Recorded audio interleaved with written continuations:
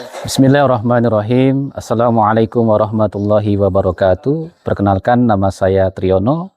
Saya dosen mata kuliah Etika Bisnis Syariah, Prodi Manajemen Bisnis Syariah, Fakultas Ekonomi dan Bisnis Syariah, Institut Agama Islam SEBI.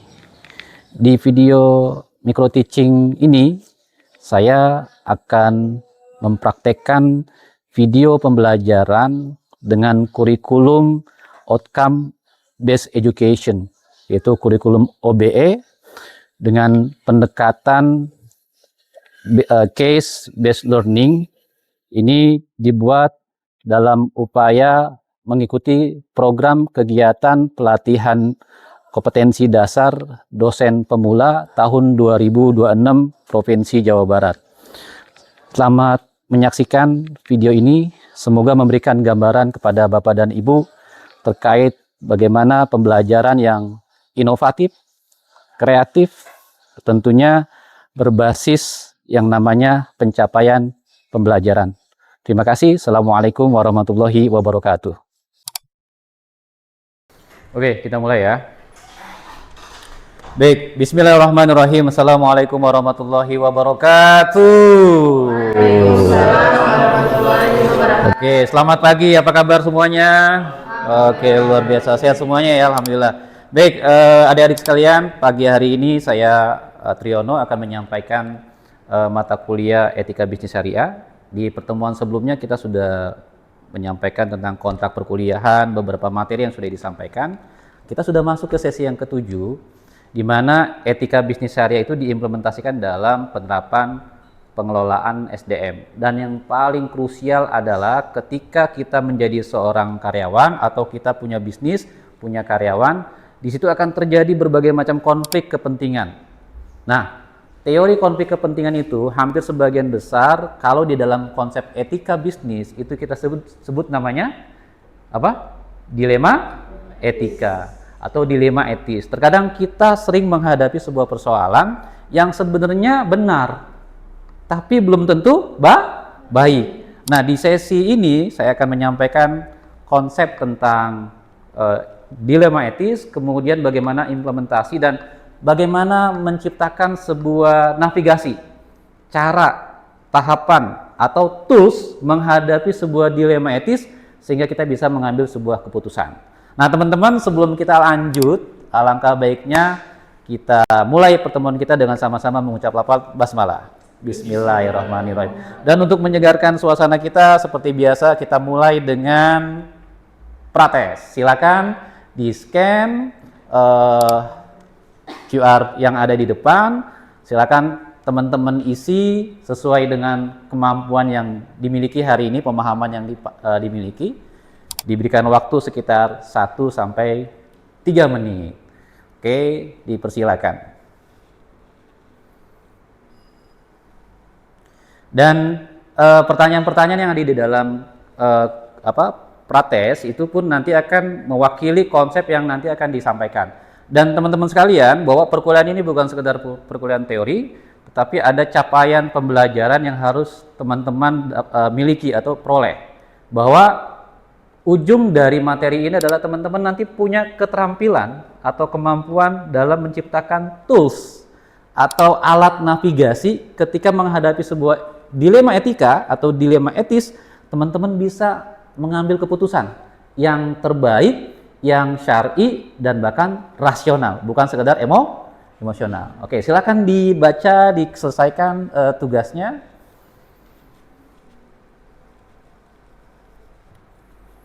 Gampang kan soalnya? Gampang ya? Banyak ya soalnya? 50 ya? 50 soal ya? Silakan diselesaikan dalam waktu 5 menit. Baik teman-teman, tadi sudah diisi pratesnya, luar biasa, jawabannya bagus-bagus semua ya. Ada beberapa yang masih keliru, tapi nggak apa-apa, itu sebagai langkah awal untuk mendapatkan sebuah pemahaman yang utuh. Sebelum saya lanjut tentang perkuliahan ini, saya ada pertanyaan yang pastinya teman-teman pernah mengalami itu. Pertanyaan saya sederhana. Dalam kehidupan sehari-hari, entah dalam organisasi, dalam pekerjaan, dalam aktivitas kuliah, pernah nggak sih teman-teman tuh ngalamin yang namanya dilema etis? Pernah nggak? Pernah ya? Sering atau jarang? Sering atau jarang? Sering, jarang? Oke. Kira-kira apa ya yang paling dominan, yang paling sering terjadi dalam kehidupan sehari-hari? Ada sebuah pilihan-pilihan. Ini bukan bicara tentang benar salah, tapi ini bicara tentang baik tidak. Sebenarnya udah benar, tapi belum tentu baik atau tidak gitu ya. Nah, ada nggak sih contoh atau teman-teman punya nggak sih pengalaman terkait dengan dilema etis yang pernah dirasakan dalam kehidupan sehari-hari, entah di organisasi, di pekerjaan, di kampus, dalam kegiatan belajar, atau sesama teman gitu? Ada problem dilema etis, ada nggak? Coba yang mau sharing, siapa? Coba. Dava mungkin ada yang mau disampaikan? Punya nggak? Kalau dari saya sih ini termasuk yang apa namanya, yang hukum riba ya Pak ya. Oke. Jadi kalau misalkan kita nih ibarat kalau ada peminjam riba ya Pak ya. Jadi kalau misalkan kita nih ibarat kalau ada peminjam uang yang untuk orang lain. Tapi karena kita pengen paham ya keuntungan, tapi itu ada ribanya. Keuntungan gitu ya? Iya, karena kan saya banget, cuma-cuma banget dengan seorang, dia enak banget kan, dikasih uang terus dia nggak memberikan kontribusi apa-apa kan. Oh gitu, oke. Bener ya, itu dilema etis bukan? Dilema etis ya kan? Nah di situ sebenarnya kalau udah bicara tentang halal haram ya jelas. Kalau kita menerapkan riba ya haram kan. Cuman tadi ada kayak semacam pertengkaran di batin kita gitu ya. Di satu sisi kita menginginkan yang namanya keuntungan, tapi di sisi lain kita paham bahwa yang namanya riba itu haram, seperti itu. Oke, itu contoh dilema etis. Ahwatnya ada yang mau disampaikan kira-kira apa? Satu aja sampel apa coba? Ada nggak? Entah dalam pergaulan dengan sesama teman gitu, apa dengan ahwat, atau dalam organisasi yang kayaknya dilema banget gitu nih persoalan ini. Ada nggak? Ayo Kak, ada? Ada? Hah? Nggak ada? Ada nggak? Baik, teman-teman tadi sudah diskusi sedikit tentang pengalaman hidup terkait dengan dilema etis, dan saya coba share konsep dilema etis dengan menggunakan video. Nanti silakan disimak. Nanti teman-teman setelah melihat videonya silakan dikomentari, mungkin ada sesuatu yang mau disampaikan. Oke, kita saksikan ya videonya. Halo semuanya, selamat datang di sesi bedah materi kita kali ini. Gini, saya benar-benar excited banget hari ini karena kita bakal ngebahas sebuah panduan yang jujur aja sangat taktis dan praktis. Kita bakal sama-sama belajar gimana sih cara menavigasi dilema-dilema di tempat kerja yang super kompleks. Nah, menariknya, kita bakal pakai kerangka etika berbasis syariah yang bersumber langsung dari materi bahasan kita hari ini. Dan tenang aja, kita nggak bakal cuma ngomongin teori di awal-awal kok. Kita bakal benar-benar melihat kerangka kerja nyata buat ngambil keputusan-keputusan yang paling sulit sekalipun di dunia bisnis. Oke, kita langsung aja masuk ke intinya. Coba bayangin deh, Anda itu seorang manajer divisi. Udah kerja keras merintis karir di perusahaan ini selama katakanlah 15 tahun. Tiba-tiba CEO manggil Anda diam-diam dan bilang kalau kondisi perusahaan lagi parah banget. Divisi Anda harus dilikuidasi dan 200 karyawan harus di-PHK. Posisi Anda sih aman, tapi salah satu teman seperjuangan Anda ternyata masuk dalam daftar PHK itu. Gak lama, teman-teman tadi sudah menyaksikan videonya terkait dengan dilema etis, dan gimana? Seru nggak videonya? Punya gambaran utuh nggak? Ternyata untuk menghadapi dilema etis itu nggak perlu dengan emosional kan gitu ya, nggak perlu dengan baperan gitu ya, atau nggak perlu dengan pakai perasaan dan sebagainya. Ternyata yang kalau dalam keseharian kita ketika bertemu dengan dilema etis, maka harus apa tadi yang pertama? Dihadapi, jangan lari dari kenyataan. Jadi kalau ada sebuah problem terkait dengan dilema dan itu menyangkut dengan etis, maka sikap kita yang pertama adalah hadapi itu, bukan dengan emosional tapi dengan rasionalitas. Makanya di situ kita coba, yang pertama adalah kita kenali dulu sebenarnya dilema yang terjadi di tengah-tengah kita ini dilema apa. Dilakukan yang namanya analisa fakta dan data, dikumpulkan dulu data dan faktanya. Ini dilema ini sebenarnya faktanya apa saja, diurai. Setelah itu kita bisa kenal nih, ternyata dilema yang kita hadapi itu faktanya 1, 2, 3, 4, 5, datanya 1, 2, 3, 4, 5. Dengan banyaknya data dan fakta, kita bisa mengenal nggak dilema itu? Bisa nggak? Bisa. Kalau kita bisa mengenal dilema, kalau kita bisa mengenal masalah, kira-kira kita punya kemampuan untuk mencari jalan keluarnya nggak? Bisa ya, punya seperti itu. Nah, kalau sudah kita pahami tentang dilemanya dihadapi. Yang kedua, kita harus menciptakan tools bagaimana mengambil keputusan. Jadi nggak cukup dengan mengenali dilema etis itu, kita juga butuh tools, alat, cara untuk mengambil keputusan. Dan yang nggak kalah penting, ketika tools itu sudah didapat, ternyata kita juga harus punya kemampuan dalam memahami konsep hukum Islam. Kita bicara tentang konsep namanya hukum taklifi, karena ketika bicara tentang etika bisnis syariah, kita nggak bicara tentang etika dalam dunia konvensional atau etika dalam konsep tapi kapitalis. Etika yang kita bahas adalah etika yang memiliki nilai-nilai Islam. Yang di situ salah satu tools yang paling mudah kita lakukan adalah kita cek dulu konsep hukum taklifi. Konsep hukum taklifi tadi bicara tentang lima hal. Semua kelakuan kita, perbuatan kita itu punya konsekuensi hukum. Kalau enggak halal, haram. Kalau enggak sunnah, mubah atau subhat. Atau apa tadi namanya? Makruh dan sebagainya. Itu masuk konsep yang mana? Kalau memang ternyata lebih kental ke syubhat, nah baru kita bicara hukum yang berikutnya adalah kita mengenal tentang konsep hukum halal haram. Apakah yang kita lakukan itu memiliki muatan dampak hukum halal atau haram? Kalau ternyata halal, gitu ya, baru kita bicara tentang alat tools berikutnya. Apa? Di situ ada namanya kaidah fikih, ada namanya usul fikih. Bagaimana kita menempatkan sebuah persoalan, misalnya dua-duanya baik, maka di situ berlaku yang namanya kaidah fikih. Ada kebaikan, ada keburukan. Mana yang harusnya didahului? Menolak keburukan atau menerima kebaikan?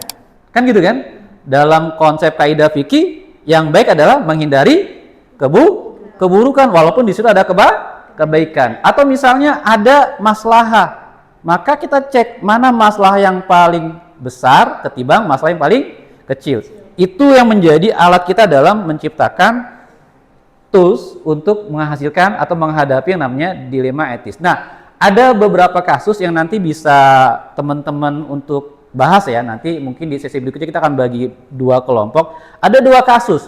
Kasus yang pertama adalah ada seorang karyawan yang dia diberi kuasa oleh perusahaannya untuk membeli beberapa peralatan elektronik berupa printer gitu ya.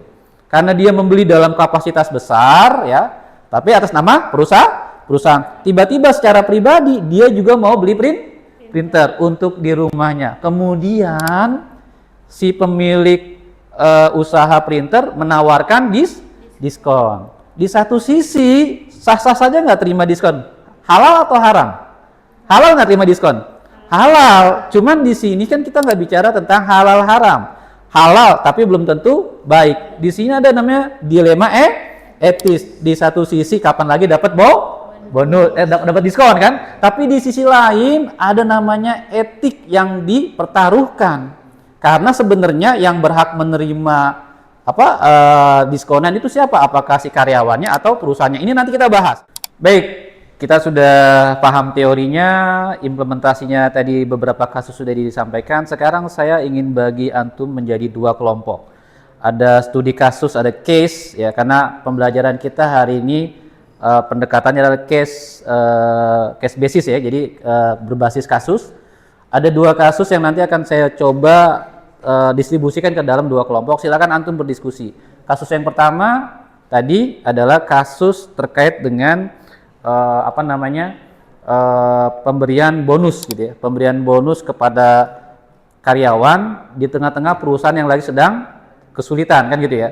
Di satu sisi ingin membantu karyawan juga yang mungkin daya belinya turun, tapi di sisi lain perusahaan juga lagi tidak baik-baik saja. Itu saya serahkan nanti di kelompok yang pertama. Nanti dipersilakan untuk apa sih keputusan yang diambil agar bernilai etis dari dilema etis yang sudah dibuat skenarionya. Terus yang kelompok kedua, nanti antum silakan membuat keputusan terkait dengan kasus ada karyawan yang ditugaskan oleh perusahaannya untuk membeli beberapa elektronik, dalam hal ini printer ya, dalam jumlah yang cukup besar. Kemudian ada keinginan secara pribadi ingin beli printer juga buat di rumah. ya. Dan perusahaan itu memberikan diskon. Coba, ini kan dilema etis nih, apakah ngambil diskon itu apa kagak gitu ya? Karena kan kalau dikasih diskon kan nggak punya hak juga. Tapi silahkan dibahas. Nanti setelah itu didiskusikan. Setelah didiskusikan nanti kita coba presentasikan gitu ya. Kita presentasikan dan nanti kita akan tutup dengan kesimpulan apa yang akan dihasilkan. Oke, setuju? Sepakat? Kita diskusi? Sepakat. Silakan teman-teman untuk berdiskusi di kelompoknya masing-masing. Saya akan coba temani ya, akan pandu secara bersama-sama gitu. Silakan kita diskusikan.